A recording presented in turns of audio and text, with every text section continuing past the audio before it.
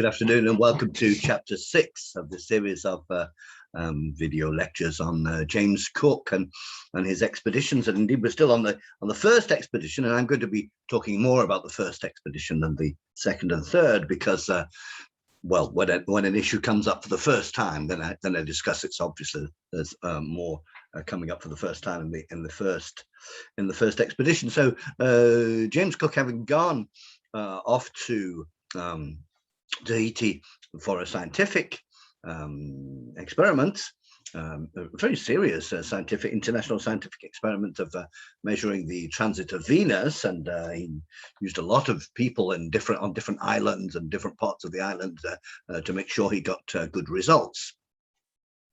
Then headed south, looking for the new southern continent, which he seemed to doubt the existence of, but which most people were completely convinced existed. When going south to New Zealand, he had on board, as you can see this from the title of this book, Tupaia, Captain Cook's Polynesian Navigator. And so this was a gentleman who had decided that he wanted to go with Cook back to Britain. We don't know exactly why. I mean, obviously he would be quite an adventurous sort. He would have lots of things, exciting adventures to discover. It may be that he felt that an alliance with the British would help his people against the nearby peoples on other islands. There's a number of conflicts and indeed wars going on between tribes from time to time, and so it's very important not to idealize the society that they had. Now, as it happened, the Maori of New Zealand had in fact come to New Zealand a few hundred years earlier from the Polynesian Islands, and so the language spoken by Tupaia from Tahiti, or as James Cook called it at the time, King George's Island, was mutually comprehensible with the language spoken by the Maoris. Obviously, that was tremendously useful.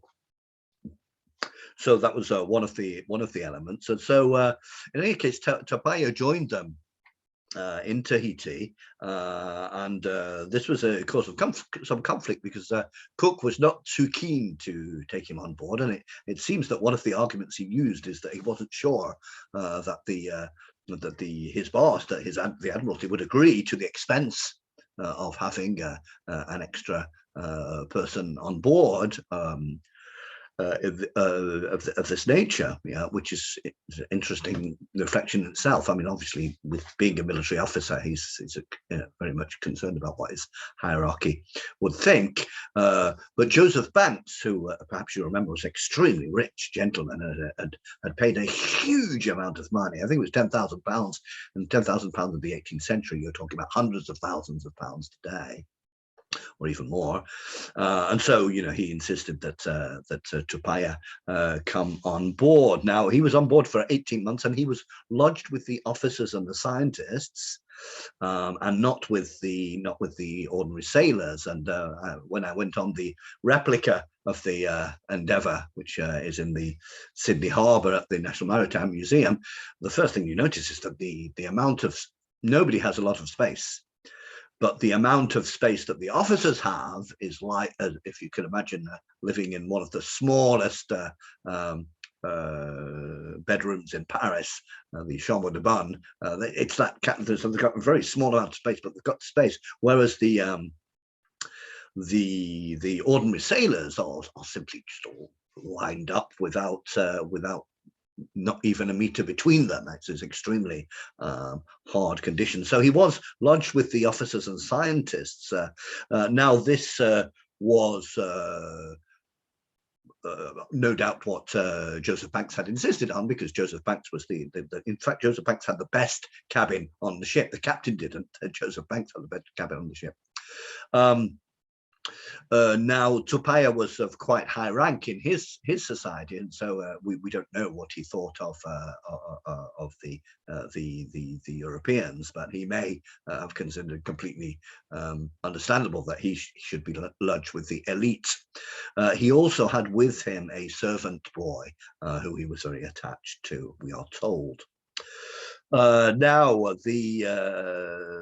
some of the crew did not take too kindly to Tupaya being on board and being treated as an officer and a gentleman, if you like. And indeed, some of them were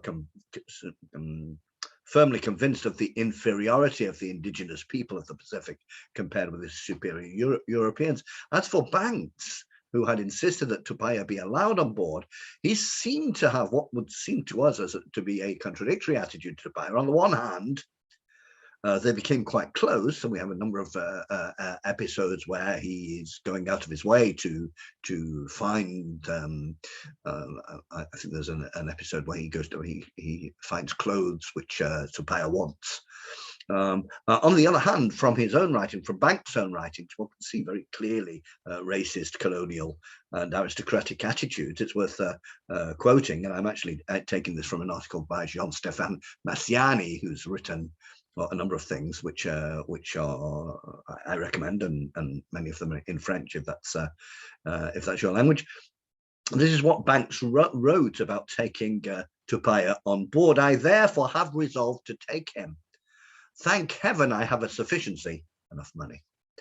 And I do not know why I may not keep him as a curiosity, as well as some of my neighbors do lions or tigers, at a larger expense than he will probably ever put me to.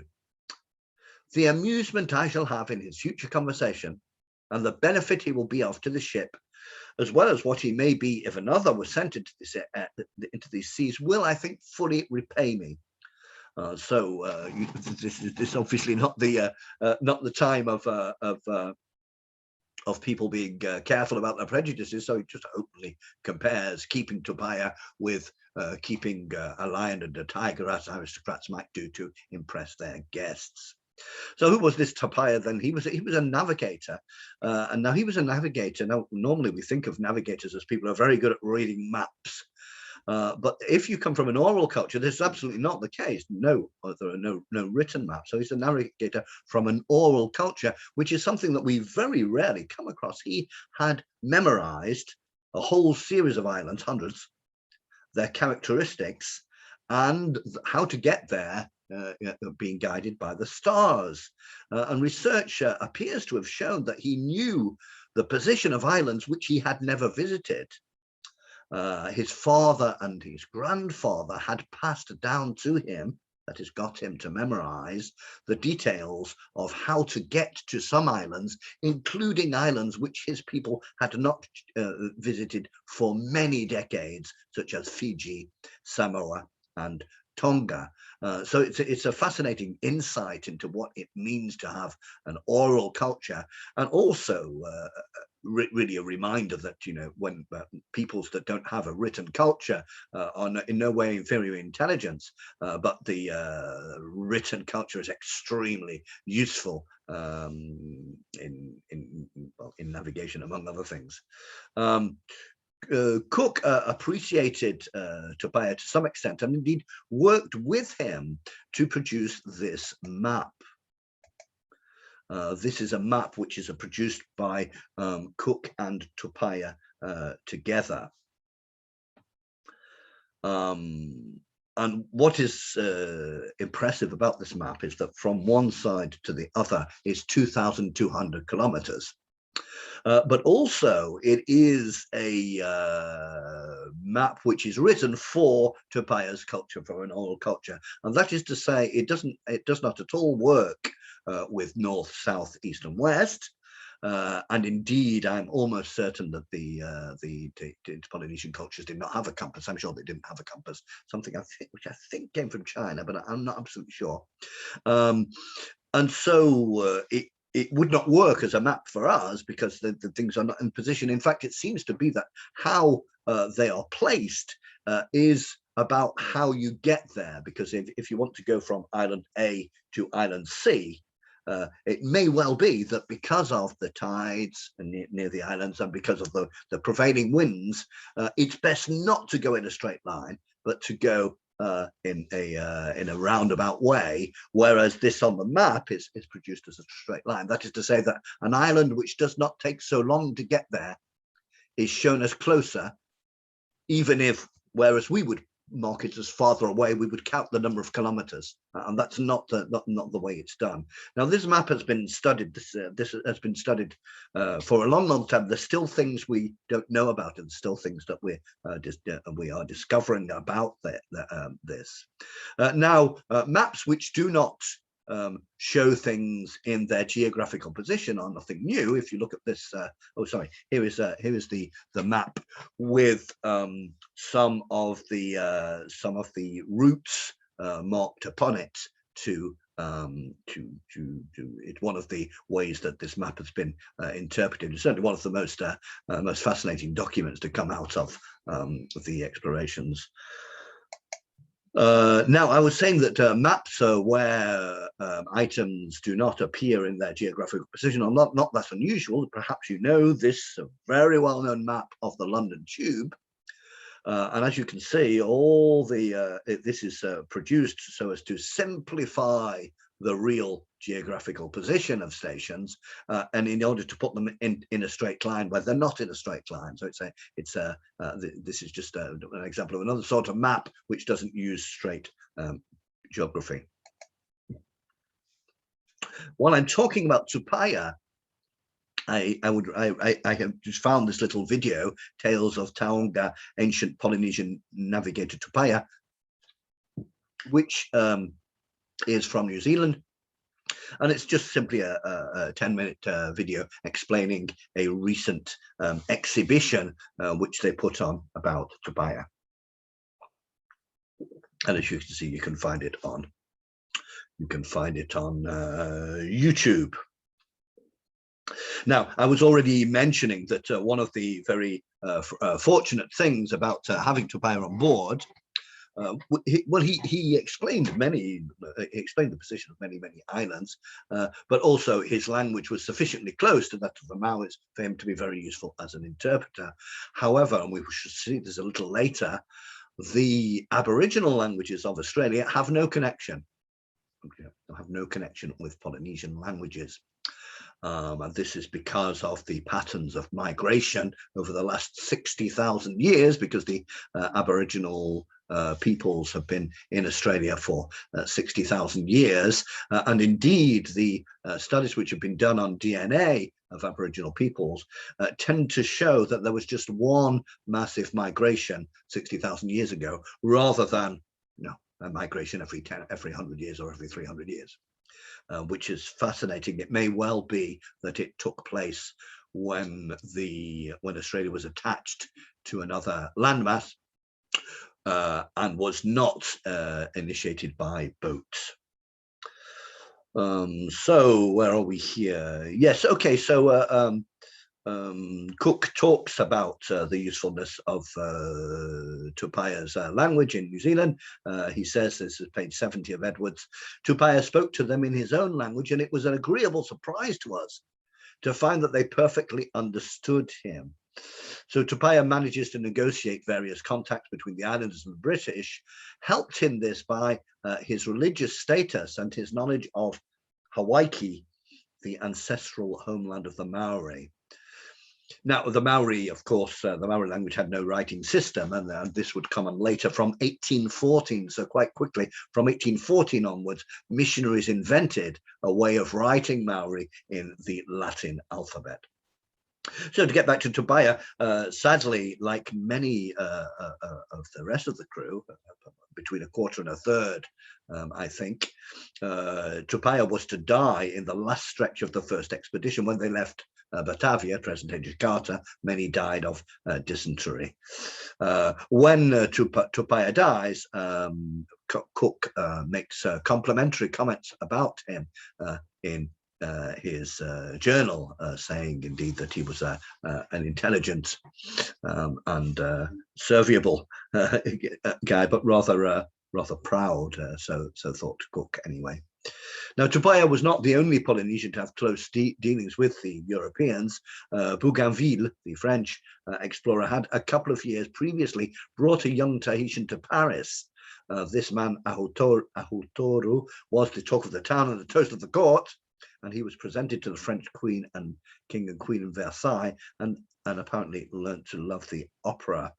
2 years later, a ship took this gentleman from France back to Tahiti, but he died on the way from disease. And then we have no, we don't. I thought we had a picture of him there.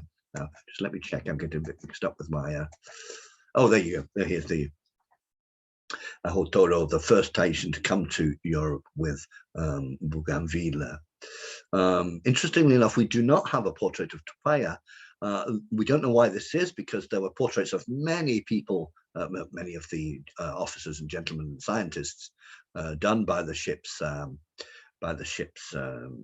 artist on the Endeavour, and so it may be that Tupaia didn't want them. Didn't want to have one.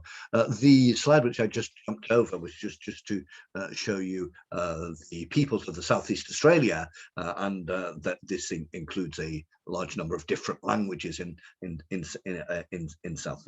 Southeast Australia.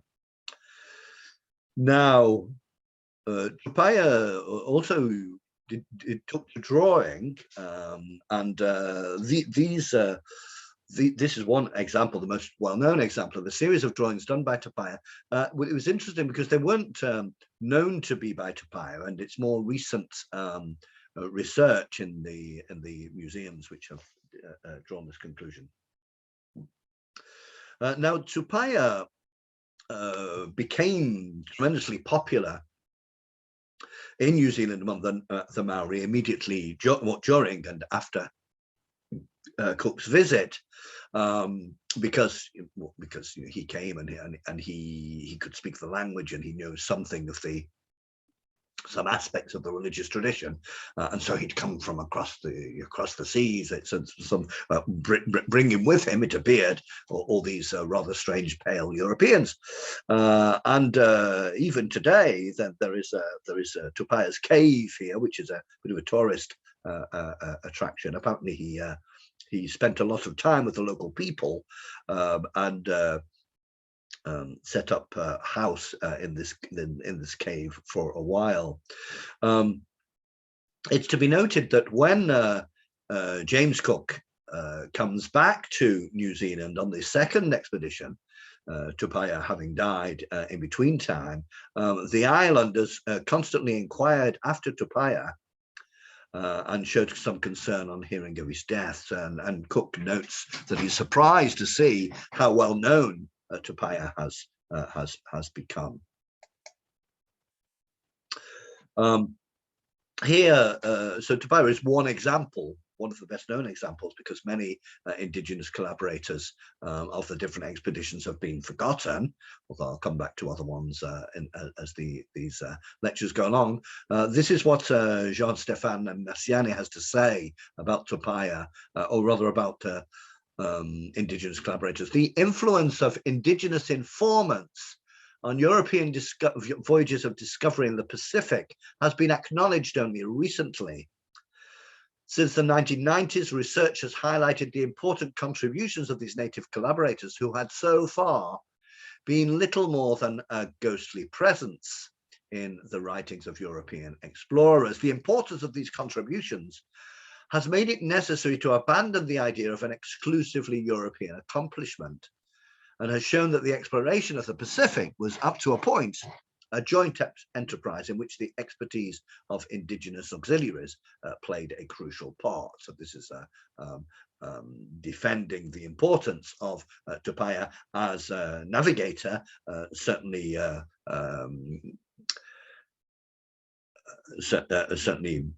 he knew the existence of a large number of islands, which the British did not. Interestingly enough, apparently Tupaia was rather disappointed, because he kept insisting to Cook that if they went west from Tahiti, they would find plenty of islands to visit, but of course Cook had his instructions to go south, and so in this case Tupaia didn't get what he wanted.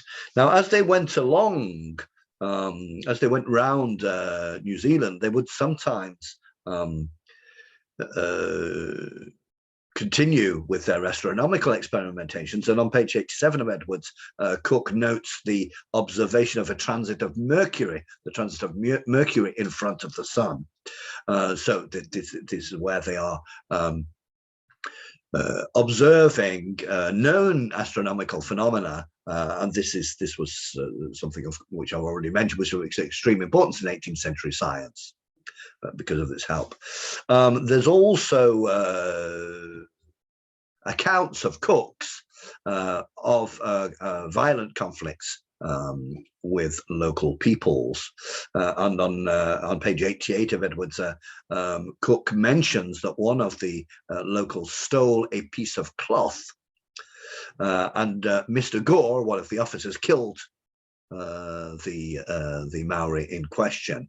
And Cook states, "This did not meet with my approbation, because I thought the punishment a little too severe for the crime." And that little quotation tells us a lot about the position, the situation of violence on the part of crews, of Cook's crew and officers. First of all, notice that he says, so this is a Maori who has stolen a piece of cloth and been killed. And Cook says he thought the punishment a little too severe for the crime, so that's one thing. But secondly, notice that this is, although he is captain, and certainly if anybody had shots, if one of the crew had shot another member of the crew, then Cook would have been straightforwardly involved in getting some kind of rough justice. Nevertheless, he does not seem to. He does not say that he ordered the officer never to do it again, or that he punished the officer. Remember that far lesser crimes than that in Britain were punished with capital punishment. So it's fairly clear that there's no chance of the lives of local peoples being considered to be valuable as are those of Europeans, despite all the hints of the Royal Society, which said that indigenous peoples were just as much children of God as the rest of us. He continues over the next few pages reflecting on the lifestyles and customs of the Maori, the importance of fish, and also he takes some time to look at cannibalism, or to be more specific, because cannibalism is a very, very wide term, the idea of eating defeated enemies. That if you defeat your enemy in battle, then you can eat them, and indeed this is no doubt what happened to Cook some years later in Hawaii. So there you go. And he's also interested to see that, as far as he can see, the Maori, the place he's speaking of, do not have fixed habitations; they move around. In any case, he remembered the job he was there for, and he took formal possession of the place in the name of His Majesty. Okay, now in the original instructions, this was something which was supposed to happen with the consent of the natives, I quote, and obviously this is something that just couldn't be true. He also continues, unsurprisingly, with a classic colonial practice, which is that of naming. Now, naming is really a form of symbolic violence. I mean, if I come to your house and say, "Oh, that's a nice cat, I think I'll call it Egbert." And you'd be like saying, what do you mean? It's my cat. What do you mean you'll name it something? And certainly that the naming is a form of violence. And he mentions on page 99 to have seen a mountain, and he's named it Mount Egmont in honor of the Earl of Egmont. And I'm going to take a little moment now to look at these questions of naming. Because it's not the first time. We've already seen in North America, England naming, New York, New England, and France going for Nouvelle France and Nouvelle Orléans. And I think it's fair to say that when these different places were named New something, it wasn't going to be a fabulous history for the people who already lived there locally. Now, the case of New Zealand is no doubt the case where naming customs of Cook and his explorers have had the most political effect, because this is still causing a huge amount of debate and action today. There you go. Because the New Zealand have instituted recently, when I say recently, I mean in the last few decades. Yeah, this is how historians talk. The New Zealand government has instituted a new naming policy since the 1980s. That's what I mean when I say recently. The New Zealand Geographic Board has changed the names of a number of New Zealand places to include the original Maori name as well as the name of European origin. And many of these renamings have been the result of claims in court under the Treaty of Waitangi, which I already mentioned to you. In the case of the dual names, so this is now today called Mount Taranaki, Mount Egmont. It's got two names. In the case of the dual names, official bodies must use the double name, and informally people choose to use one or the other name, although their choice may be politically revealing, showing their attitude to Maori claims that their sovereignty has been unfairly confiscated. So take the example of Mount Egmont, Mount Taranaki. Cook named this mountain Mount Egmont in January 1770, and for a number of centuries before that, it had been called Taranaki by local inhabitants, which apparently means shining peak. Cook named it after the Earl of Egmont, the first Lord of the Admiralty, his boss, fundamentally. So now Mount Egmont was the name that Cook wrote on his map, while the locals continued using Taranaki. 2 years after Cook, a French explorer, Marion Dufresne, gave the mountain another name, Pic Mascarin. Unsurprisingly, the names fared in proportion to the world power wielded by their inventors' nations. The French name was forgotten, and the English name became generally used as the British took over New Zealand and marginalized the Maori culture. In 1986, the Minister of Lands decided that the mountain would have two equally official names, Mount Egmont and Mount Taranaki. Now, even more recently, there have been developments from 2020 under a recent treaty settlement. The mountain will be, the terms of the treaty settlement include a public apology for land confiscation and some financial compensation. And the mountain will now be, is now officially named Taranaki Maunga. That is to say that the Egmont's name has disappeared. So a long 250-year-long story about naming a mountain, but which has obvious political elements in that imposing new names on traditional places is a form of cultural humiliation. We have more examples. Some of the places that Cook named, for example, Cape Kidnapper. This was named by Cook because at this particular place, apparently, some of the Maori attempted to kidnap Tupaya's servant. And so you can imagine that the people who live there might not be that happy about having the place that they had always lived named Cape Kidnapper. And today its official name is Cape Kidnappers Te Kauai Amaui. So it's got two names. Hawke's Bay, still called Hawke's Bay, named after Sir Edward Hawke. I don't even know who he is. And Cape Turnagain, which is named after the fact that that Cook turned again. You get the impression that he's running out of names for people, isn't it? Now, this is not only Cook. Bougainville did the same thing, traveled around giving names to places. And interestingly enough, Cook says it's very clear what Cook's role is as an imperial scout, looking out for what could be handy for the British Empire. And indeed, Cook says in so many words at one point, just before page 100, that New Zealand would be a good place to colonize, and that the local people, the natives, were so divided amongst themselves that they would be unlikely to be able to resist in a united fashion. You occasionally get people today, supporters of Cook, saying that he was not a colonialist, but I don't think that really stands up very much. Then he goes on more. Cape Runaway, because Hicks Bay, so you can see the same principle as I just mentioned here. Now, when he was discussing with the local people, they said that they had never seen a similar ship before.